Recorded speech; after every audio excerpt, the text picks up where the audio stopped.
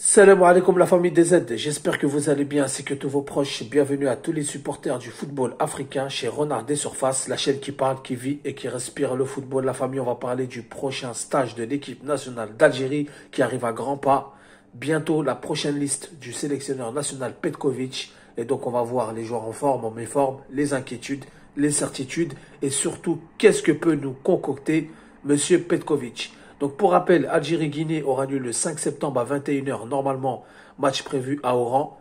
Quelques jours après, on se déplacera au Libéria pour affronter cette équipe donc dans ce groupe E. Donc Petkovic, comme tout le monde le sait, lors des deux dernières rencontres, il a perdu face à la Guinée à domicile lors des éliminatoires à la prochaine Coupe du Monde 2026, 2-1 avec un match catastrophique.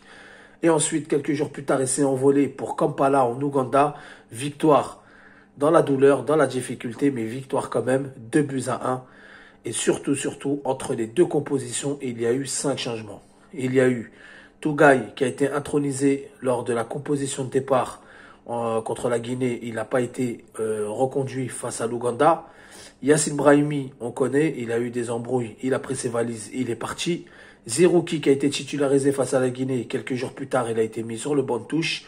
Yassine Benzia de même et Amin Gouiri qui avait une blessure et qui avait eu l'autorisation de quitter le stage.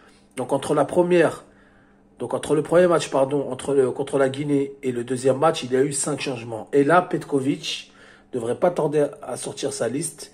Il a été rencontré Mahrez et Houssem Aouar à Jeddah. Alors est-ce que Petkovic va changer de cap? Est-ce que Petkovic en a assez vu de tous les joueurs qu'il a convoqués?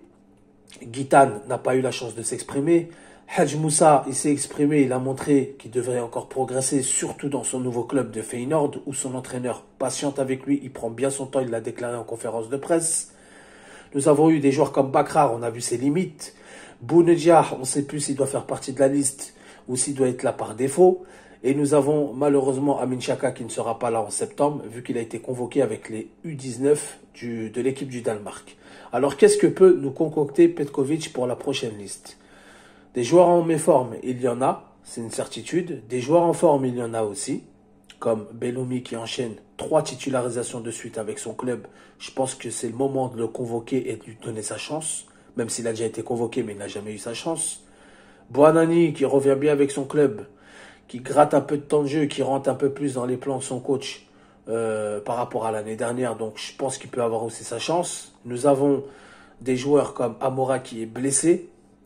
Nous avons des joueurs comme Maïssa Mandi qui a récupéré sa place de titulaire en club, notamment au LOSC où il a signé un contrat de 2 ans. Donc nous avons quand même Madani qui, malgré ses limites, a montré une belle figure face à l'Ouganda, victoire 2-1 à Kampala. Ait Nouri, fidèle à lui-même. Ismaël Benasser qui retrouve du temps de jeu. Donc on a des joueurs en forme. On a de quoi faire pour les prochaines rencontres, notamment face à la Guinée équatoriale et le Libéria. Maintenant, la question que je me pose, les amis, c'est que est-ce que Petkovic va changer de cap? En rencontrant Riyad Mahrez et Houssem Aouar, surtout Riyad Mahrez, où il veut l'introniser dans ses plans, on voit un Benzia en perte de vitesse avec son club. Il n'affiche plus la forme qu'il affichait la saison dernière, voire il y a 2 ans. Surtout la saison dernière, il n'enchaîne pas les titularisations. Des fois, il ne rentre pas en jeu. Nous avons vu un Yassine Brahimi qui est revenu. On pensait qu'on allait retrouver un Yassine Brahimi qui allait être le meneur de jeu époustouflant. Ça a été une catastrophe.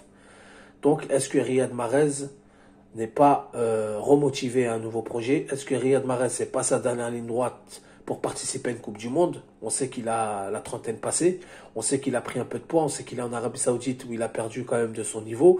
On sait que lors des 2 dernières CAN, ça n'a pas été, époustouflant et on a été très déçus de par ses prestations sur le terrain et de par son comportement en dehors du terrain.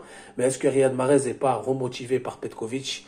Est-ce que Petkovic ne va pas faire de Houssem Aouar qui a trouvé un club et du temps de jeu avec Laurent Blanc, avec Karim Benzema et N'Golo Kanté, donc il a de quoi garder le cap, même si c'est le championnat saoudien, mais il a quand même de quoi garder le cap, il est encore jeune, contrairement à Riyad Mahrez, donc il peut aller un petit peu plus vers l'avant.